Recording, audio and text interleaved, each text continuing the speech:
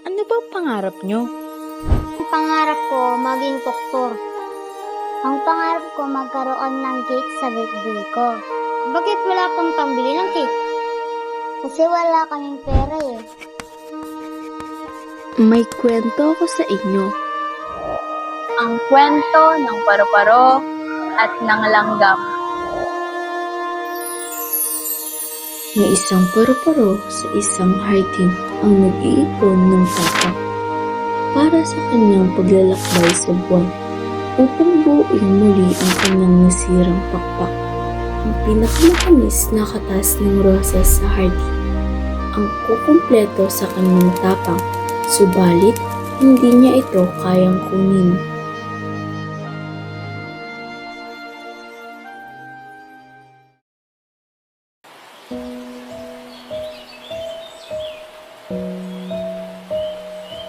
Paglaki ko, gusto ko maging teacher para sa Sir Patrick natin. Tapos, mamahalin ko yung mga estudyante ko na parang anak. Ako naman, gusto ko magkaroon ng malaking bahay.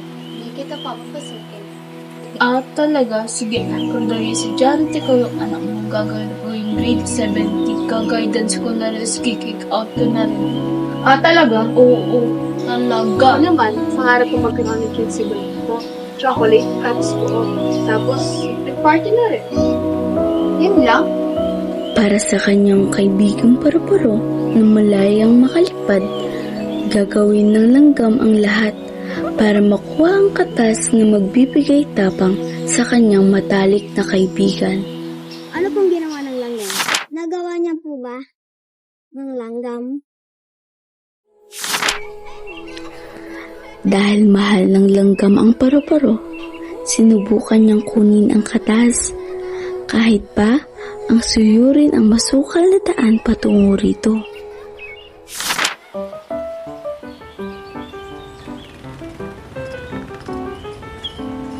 Alam mo, magtupad kaya tayo ng pangarap. Ha? Di mo ba naalala? Birthday na ni Ipe sa isang linggo. Tapos, pangarap niya magkaroon ng chocolate cake at simpleng party. Ano ngayon? Ano kaya ito magiging? May sinasabi ka? Ang sabi ko, surpresahan natin siya sa birthday niya. Hala, ako nga pala, birthday na nga pala niya, surpresahin natin siya. Ano pang sabi ko?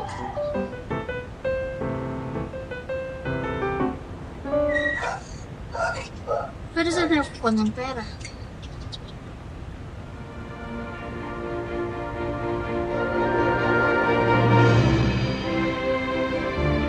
Kaya ng langgam sa paru-paro. Ginawa din namin ni Api ang lahat para sa pangarap na cake ni Ipe.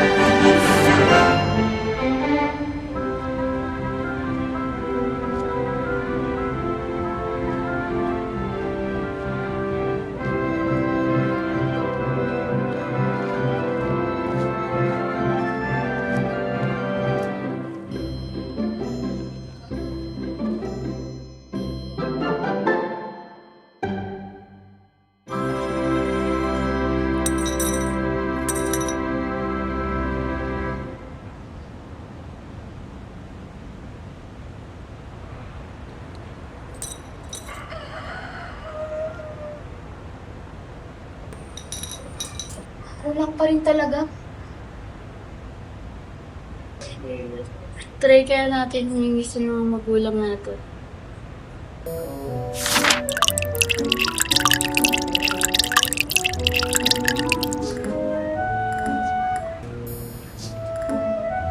Ma! Anak, alam mo bang mahirap kuhanin yung 1,000 at hihingi ka pa ng 500? Alam mo ba sa bansang ito, ginto na ang 200? Tsaka saan naman ako kukuha ng 100? 50 nga wala ako, 20 pa kaya? O, eto 5.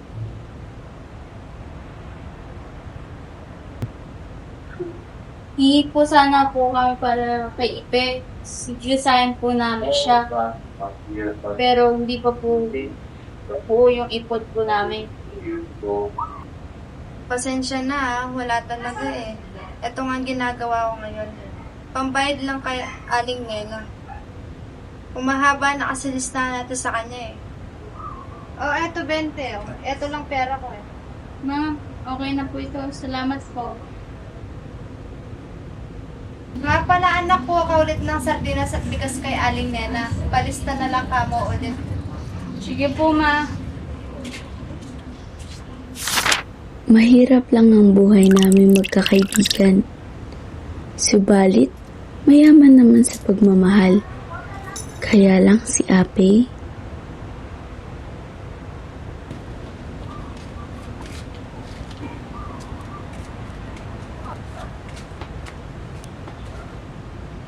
Ray, nakita mo ba yung pera? Nawawala kasi pambili ng ulam yun eh. Meron ba nandiyan lang po yung pera? Nasaan kaya? Alam mo ba nagbibilang ng pera yung anak mo? Ipon po namin ni Biboy yun. Naku, Bay, kailan pa natuto magdakaw? Ha? Kailan? Akin na yan? Ay, huwag po! Ano ka lang po kayo? Ano ba, Bay? Mayroon na nga tayo natin, pero bibigyan mo tayo ba?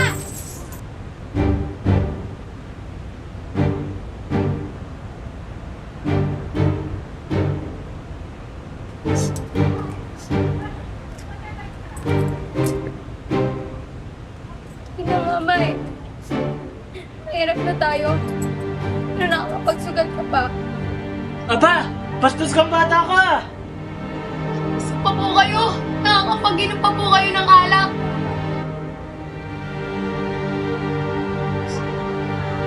Hirap na nga po tayo. Napahirap niyo pa. Ito ba kayo naawa sa amin?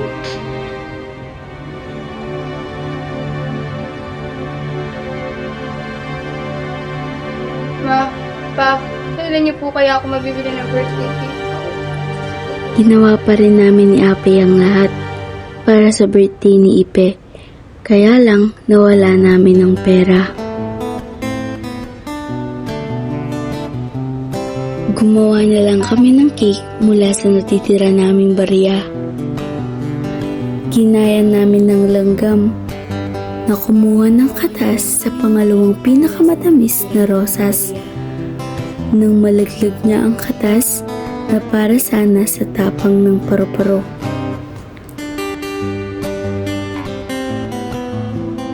Happy birthday to you.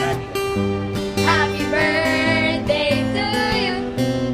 Happy birthday, happy birthday, happy birthday. Sa huli, natanggap ng paru-paro ang tapang mula sa kanyang kaibigang langgam. Kaya't malaya at matapang niyang nilipad ang buwan.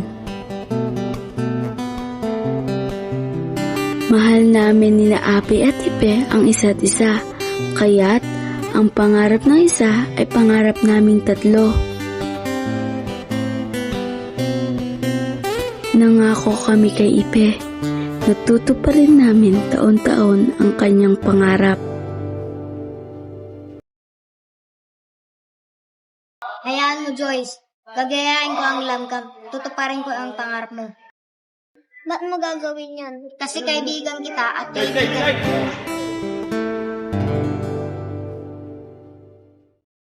Hindi pa ito ang wakas.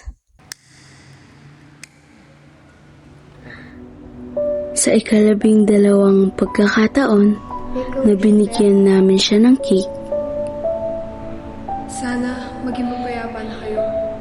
isang hiling ang aming tinupad.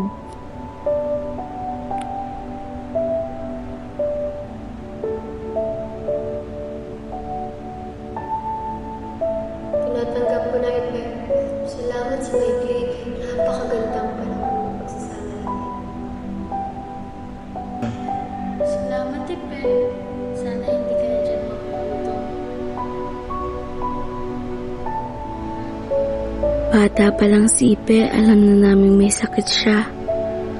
Mahirap lang din si Ipe kaya't gamot pa lang ay ubos na sila. Dahilan kung bakit ayaw niyang hingiin ang gustong gusto niyang cake. Sa ika-10 niyang kaarawan, sinubukan naming tuparin ang kanyang simpleng pangarap. Tagal naman ni Ipe, no? Oo nga, saan na kaya siya? Hindi siya nakarating nung araw na iyon. Nananatili lang siya sa bahay nila. Yakap niya ang perang inipon namin na naiwan pala namin sa kanilang bahay gabi bago ang kanyang kaarawan.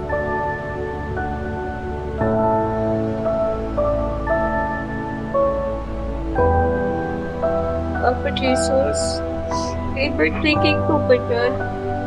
Dadalhin ko lang po ito.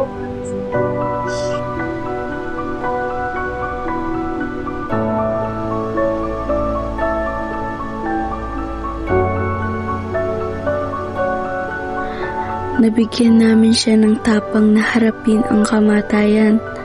Subalit kami naman ang naging duwag na harapin ang katotohanan.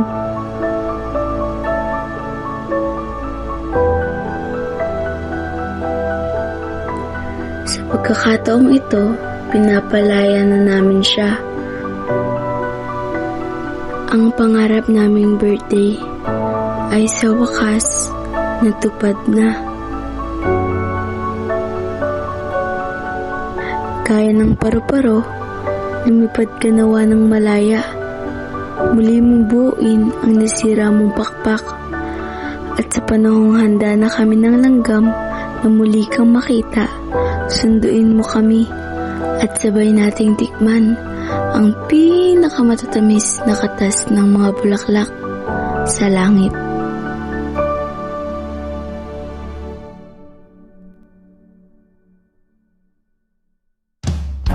Hanggang sa dulo ng mundo, hanggang maubos ang ubo.